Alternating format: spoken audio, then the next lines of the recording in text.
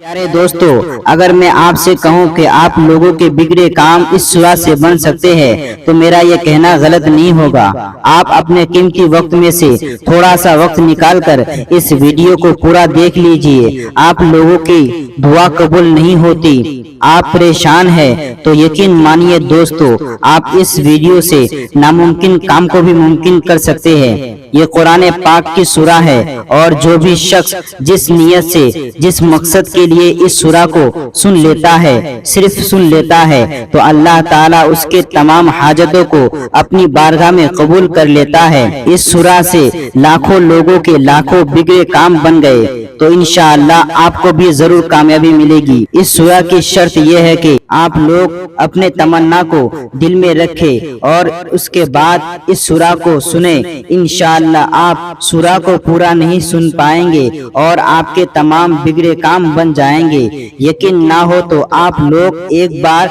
इस सूरा को जरूर सुनकर देख लीजिए, लेकिन इस दुआ को सुनने की एक शर्त है। ये कुरान पाक की सूरा है और सूरा को अधूरा छोड़कर नहीं जाते।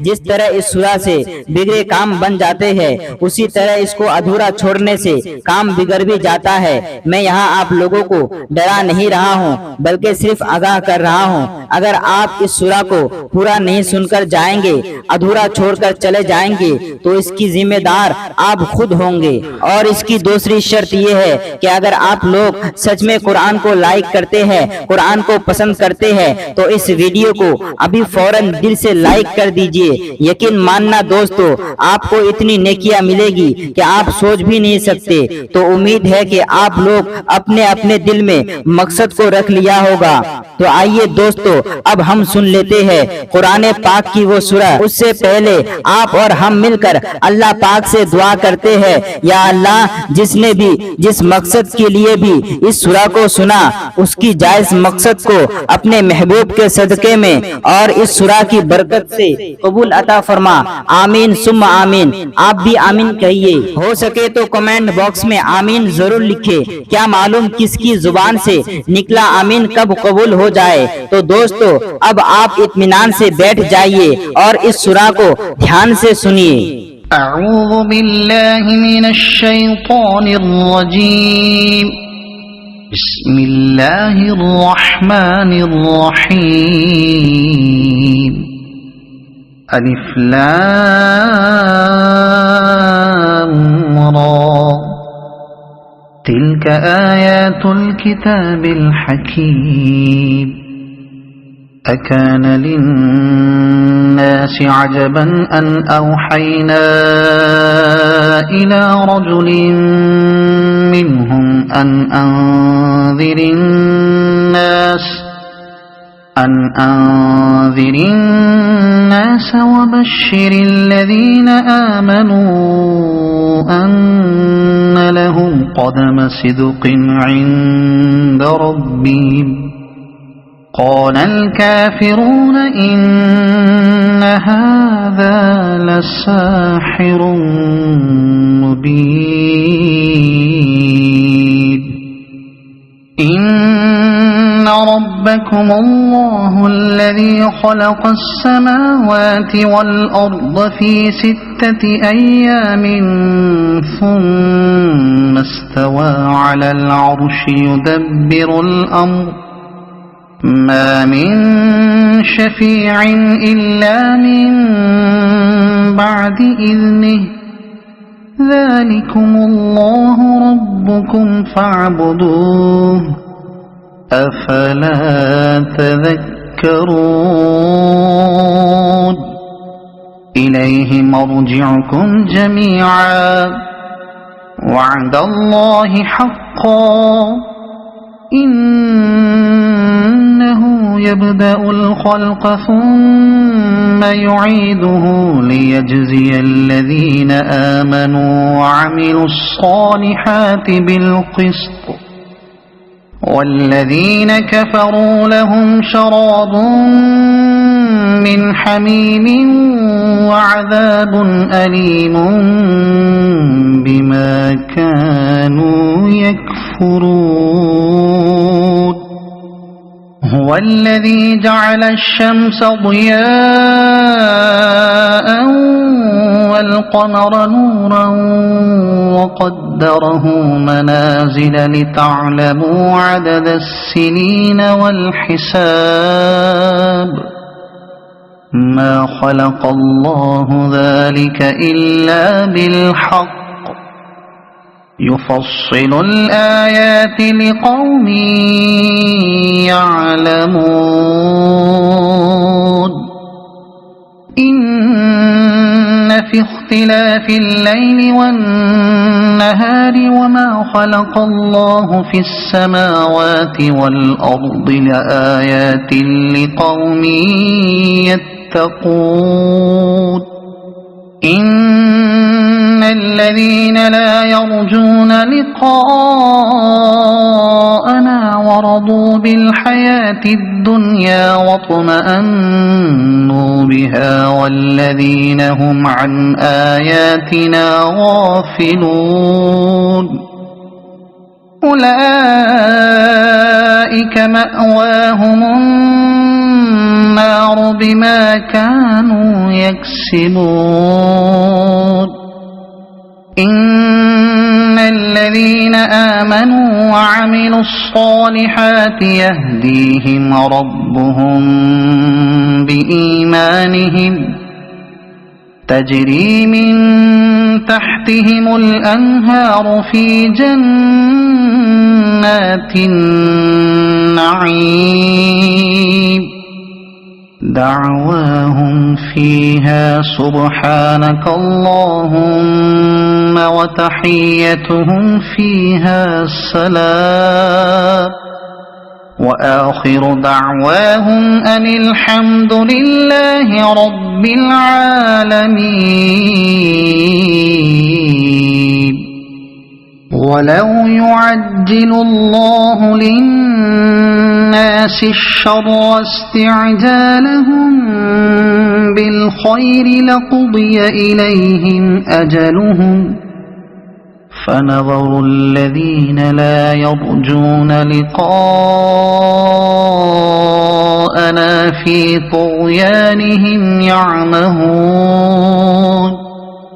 وإذا مس الإنسان الضر دعانا لجنبه أو قاعدا أو قائما فلما كشفنا عنه ضره مر كأن لم يدعنا إلى ضر مسه كذلك زين للمسرفين ما كانوا يعملون ولقد أهلكنا القرون من قبلكم لما ظلموا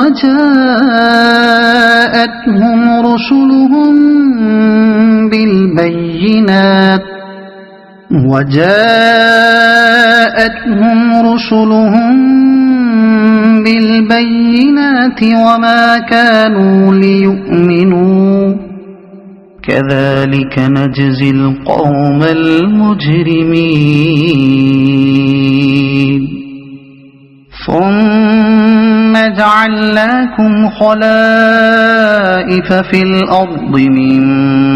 بعدهم لننظر كيف تعملون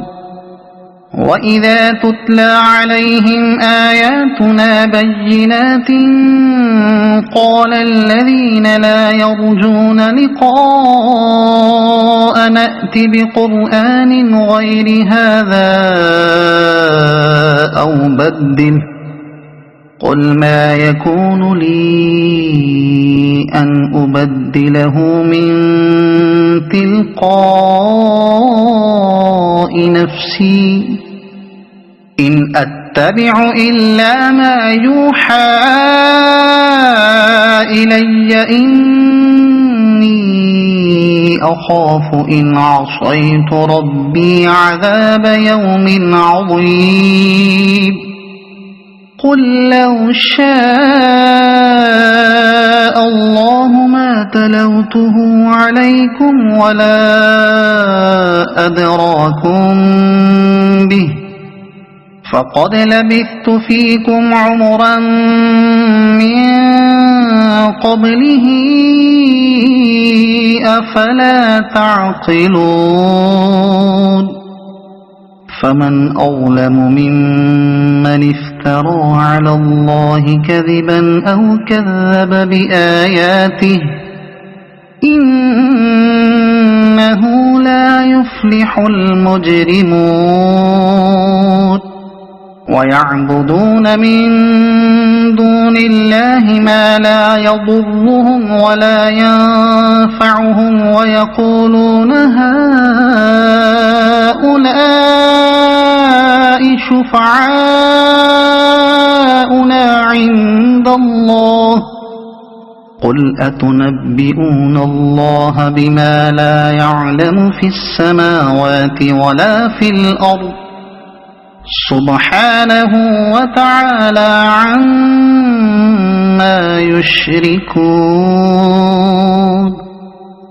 وما كان الناس إلا أمة واحدة فاختلفوا ولولا كلمة سبقت من ربك لقضي بينهم فيما فيه يختلفون ويقولون لولا أنزل عليه آية من ربه فقل إنما الغيب لله فانتظروا إني معكم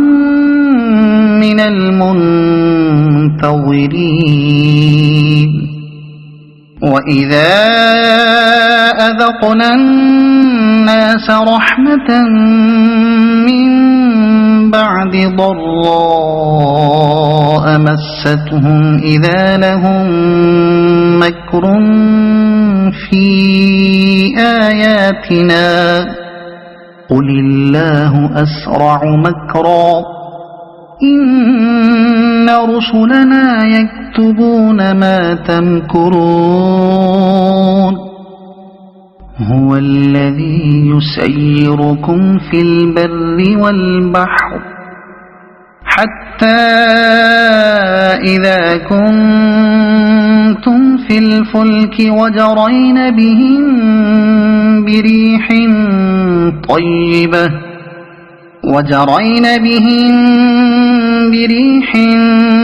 طيبة وفرحوا بها جاءتها ريح عاصف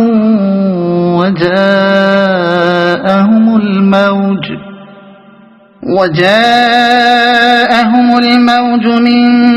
كل مكان وظنوا أنهم أحيط بهم دعوا الله مخلصين له الدين لئن أنجيتنا من هذه لنكونن من الشاكرين فلما أنجاهم إذا هم يبغون في الأرض بغير الحق يا أيها الناس إنما بغيكم على أنفسكم متاع الحياة الدنيا ثم إلينا مرجعكم فننبئكم بما كنتم تعملون إنما مثل الحياة الدنيا كماء أنزلناه من السماء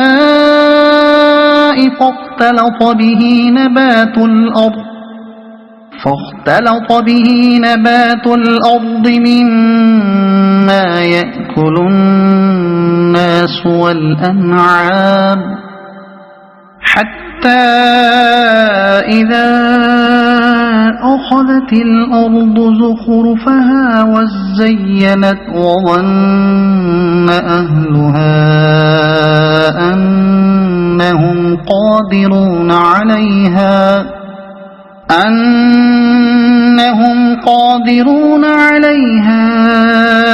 أتاها أمرنا ليلا أو نهارا فجعلناها حصيدا كأن لم تغن بالأمس كذلك نفصل الآيات لقوم يتفكرون والله يدعو إلى دار السلام ويهدي من يشاء إلى صراط مستقيم للذين أحسنوا الحسنى وزيادة ولا يرهق وجوههم قتر ولا ذلة أولئك أصحاب الجنة هم فيها خالدون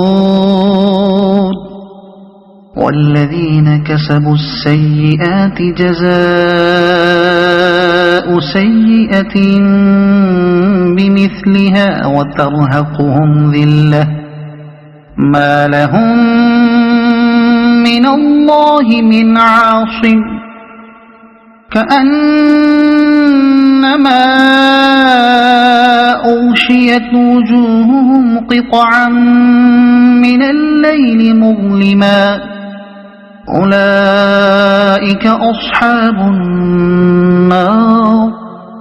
هم فيها خالدون ويوم نحشرهم جميعا ثم نقول للذين أشركوا مكانكم أنتم وشركاؤكم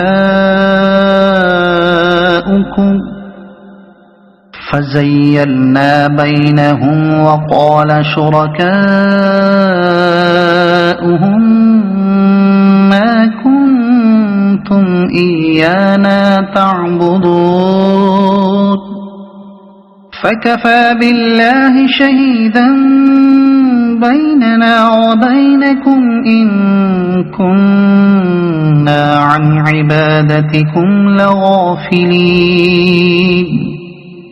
هنالك تبلو كل نفس ما أسلفت وردوا إلى الله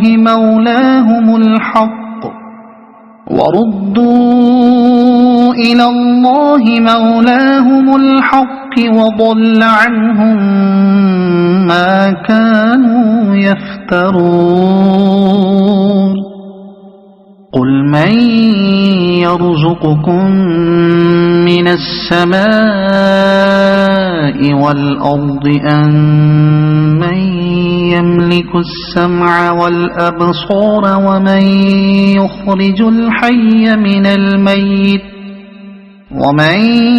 يخرج الحي من الميت ويخرج الميت من الحي ومن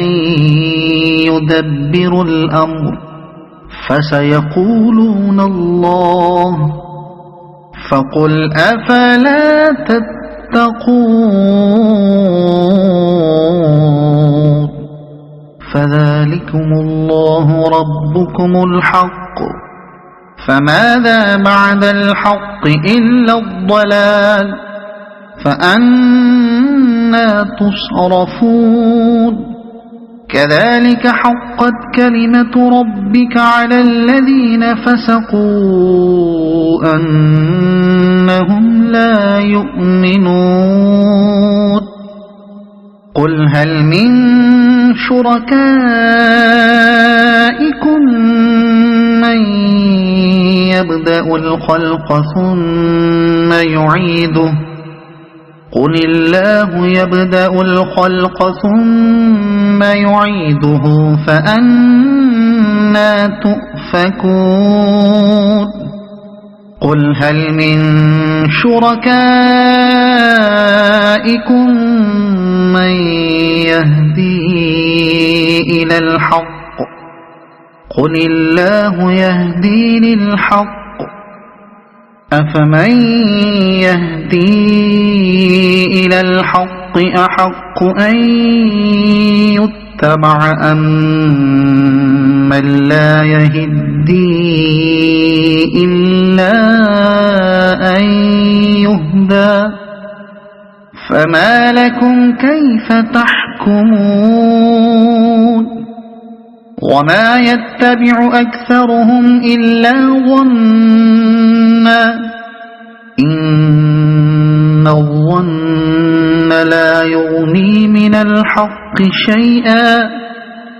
إن الله عليم بما يفعلون وما كان هذا القرآن أن يفترى من دون الله ولكن تصديق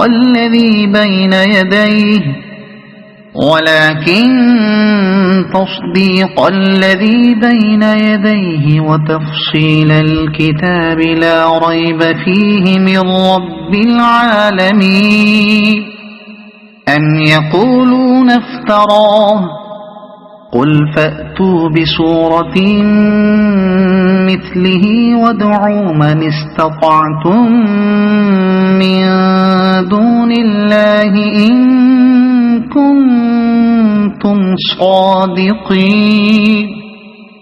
بل كذبوا بما لم يحيطوا بعلمه ولما يأتهم تأويله كذلك كذب الذين من قبلهم فانظر كيف كان عاقبة الظالمين ومنهم من يؤمن به ومنهم من لا يؤمن به وربك أعلم بالمفسدين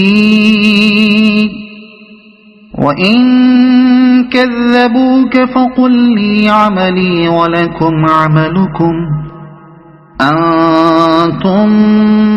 بريئون مما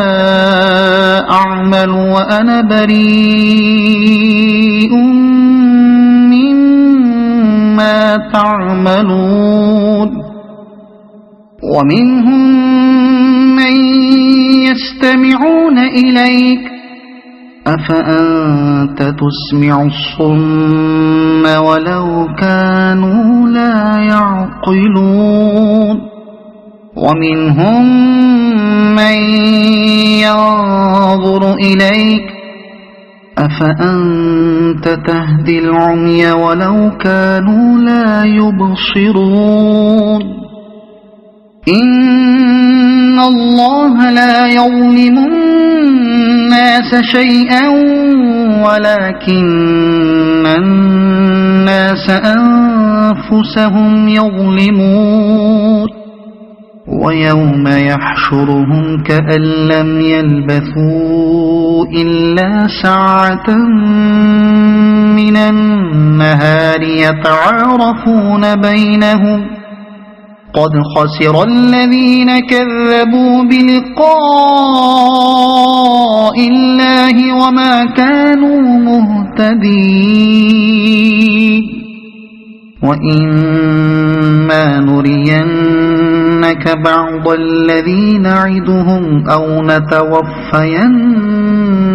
فإلينا مرجعهم ثم الله شهيد على ما يفعلون ولكل أمة رسول فإذا جاء رسولهم قضي بينهم بالقسط وهم لا يظلمون ويقولون متى هذا الوعد إن كنتم كنتم صادقين قل لا أملك لنفسي ضرا ولا نفعا إلا ما شاء الله لكل أمة أجل إذا جاء أجلهم فلا يستأخرون ساعة ولا يستقدمون قل أرأيتم إن أتاكم عذابه بياتا أو نهارا ماذا يستعجل منه المجرمون أثم إذا ما وقع آمنتم به الآن وقد كنتم به تستعجلون ثم قيل للذين ظلموا ذوقوا عذاب الخلد هل تجزون إلا بما كنتم تكسبون ويستنبئونك أحق هو قل إي وربي إنه لحق وما أنتم بمعجزين ولو أن لكل نفس ظلمت ما في الأرض لافتدت به وأسروا الندامة لما رأوا العذاب وقضي بينهم بالقسط وهم لا يظلمون ألا إن لله ما في السماوات والأرض ألا إن وعد الله حق ولكن أكثرهم لا يعلمون هو يحيي ويميت وإليه ترجعون يا أيها الناس قد جاءتكم موعظة من ربكم وشفاء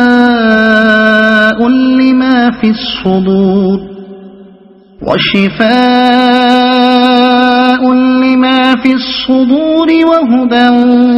ورحمة للمؤمنين قل بفضل الله وبرحمته فبذلك فليفرحوا هو خير مما يجمعون قل أرأيتم ما أنزل الله لكم من رزق فجعلتم منه حراما وحلالا قل الله أذن لكم أم على الله تفترون وما ظن الذين يفترون على الله الكذب يوم القيامة إن الله لذو فضل على الناس ولكن أكثرهم لا يشكرون وما تكون في شأن وما تتلو منه من قرآن ولا تعملون من عمل إلا كنا عليكم شهودا إذ تفيضون فيه وما يعزب عن ربك من مثقال ذرة في الأرض ولا في السماء ولا أصغر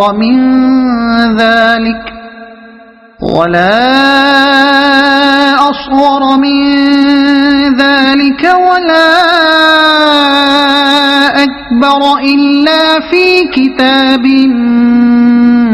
مبين ألا إن أولياء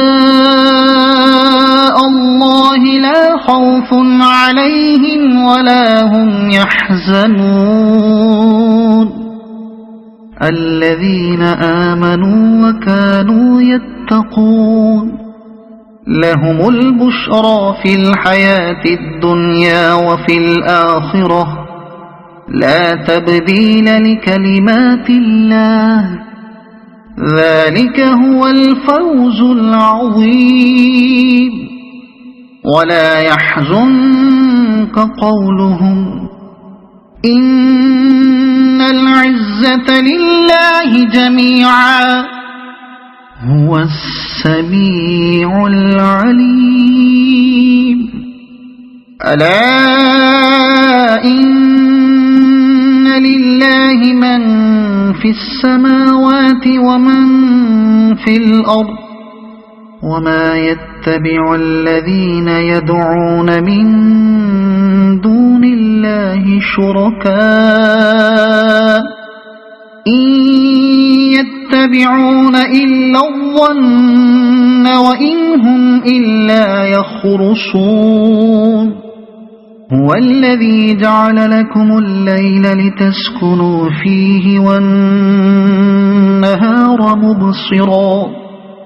إن في ذلك لآيات لقوم يسمعون قالوا اتخذ الله ولدا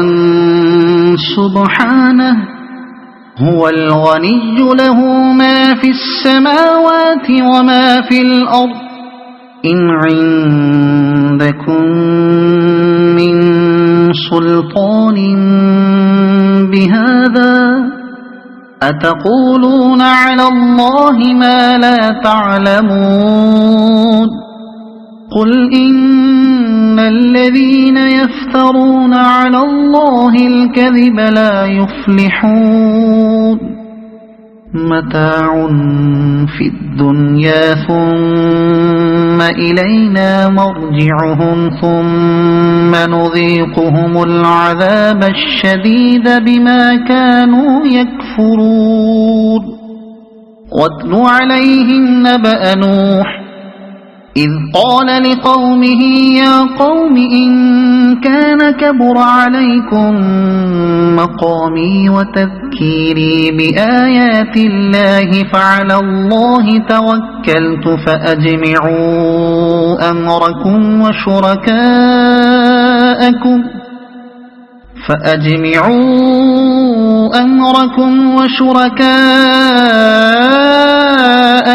ثم لا يكن أمركم عليكم غمة ثم قضوا إلي ولا تنظرون فإن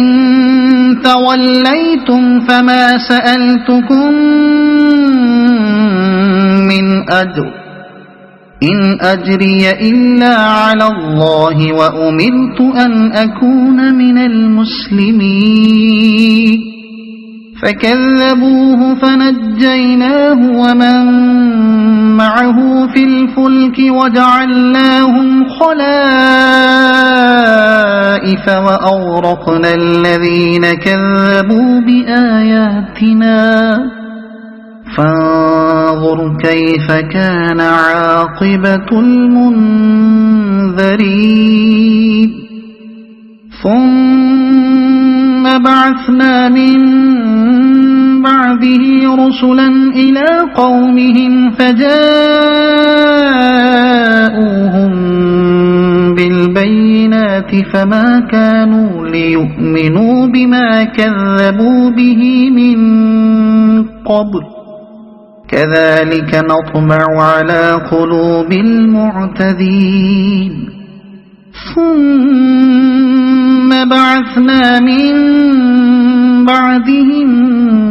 موسى وهارون إلى فرعون وملئه بآياتنا فاستكبروا وكانوا قوما مجرمين فلما جاءهم الحق من عندنا قالوا إن هذا لسحر مبين قال موسى أتقولون للحق لما جاءكم أسحر هذا ولا يفلح الساحرون قالوا أجئتنا لتلفتنا عما وجدنا عليه آباءنا وتكون لكما الكبرياء في الأرض وما نحن لكما بمؤمنين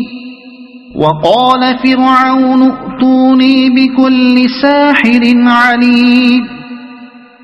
فلما جاء السحرة قال لهم موسى ألقوا ما أنتم ملقون فلما ألقوا قال موسى ما جئتم به السحر إن الله سيبطله إن الله لا يصلح عمل المفسدين ويحق الله الحق بكلماته ولو كره المجرمون فما آمن لموسى إلا ذرية من قومه على خوف من فرعون وملئهم أن يفتنهم وإن فرعون لعال في الأرض وإنه لمن المسرفين وقال موسى يا قوم إن كنتم آمنتم بالله فعليه توكلوا إن كنتم مسلمين فقالوا على الله توكلنا ربنا لا تجعلنا فتنة للقوم الظالمين ونجنا برحمتك من القوم الكافرين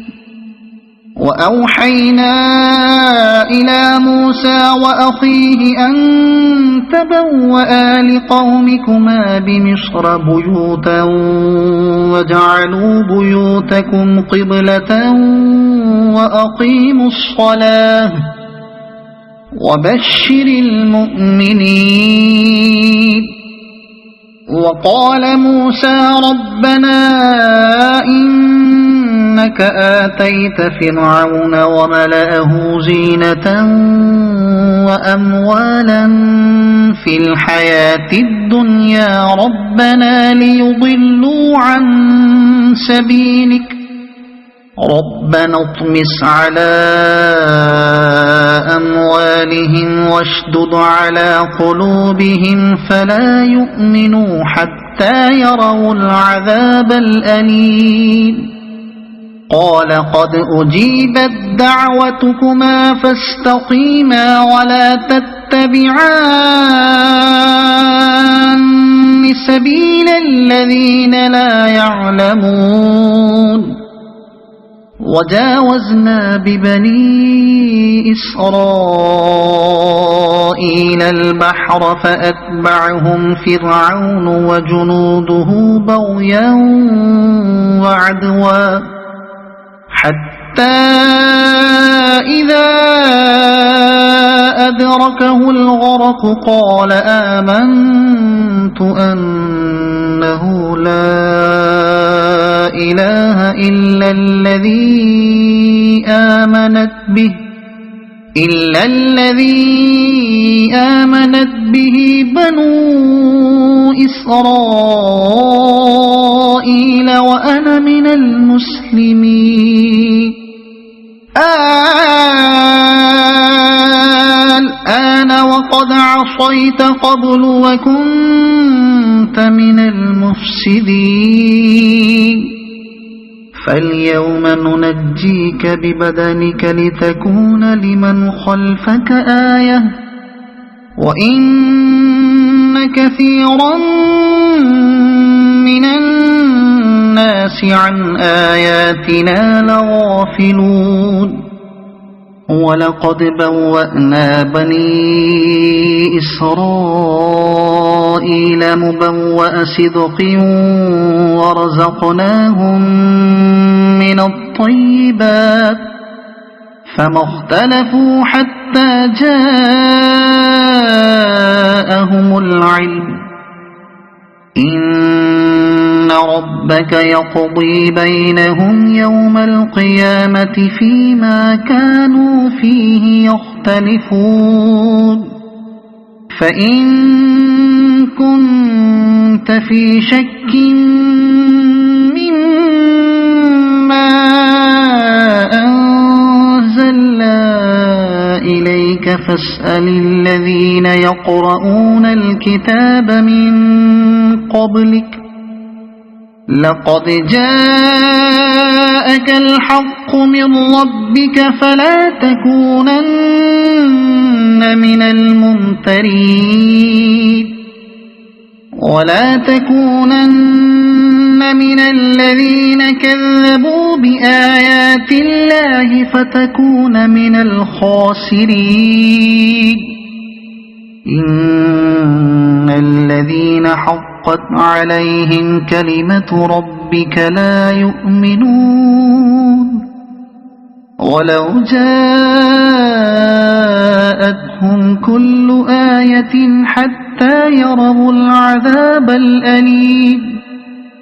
فلولا كانت قرية آمنت فنفعها إيمانها إلا قوم يونس لما آمنوا كشفنا عنهم عذاب الخزي في الحياة الدنيا ومتعناهم إلى حين ولو شاء ربك لآمن من في الأرض كلهم جميعا أفأنت تكره الناس حتى يكونوا مؤمنين وما كان لنفس أن تؤمن إلا بإذن الله ويجعل الرجس على الذين لا يعقلون قل انظروا ماذا في السماوات والأرض وما تغني الآيات والنذر عن قوم لا يؤمنون فهل ينتظرون إلا مثل أيام الذين خلوا من قبلهم قل فانتظروا إني معكم من المنتظرين ثم ننجي رسلنا والذين آمنوا كذلك حقا علينا ننجي المؤمنين قل يا أيها الناس إن كنتم في شك من ديني فلا أعبد الذين تعبدون من دون الله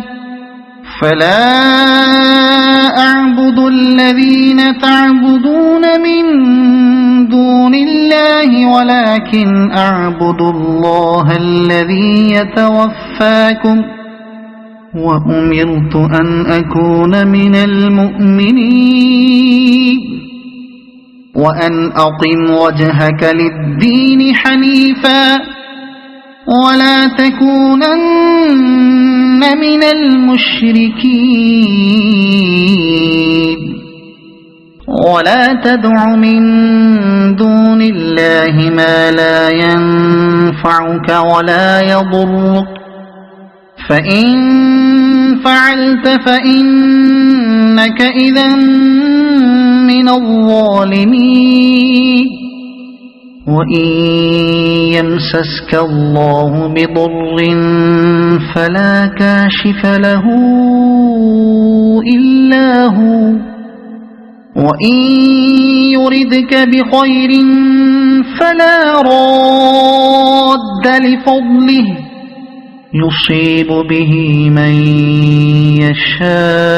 يشاء من عباده وهو الغفور الرحيم قل يا أيها الناس قد جاءكم الحق من ربكم فمن اهتدى فإنما يهتدي لنفسه ومن ضل فإنما يضل عليها وما أنا عليكم بوكيل واتبع ما يوحى إليك واصبر حتى يحكم الله وهو خير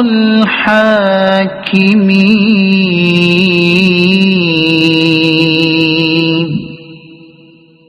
صدق الله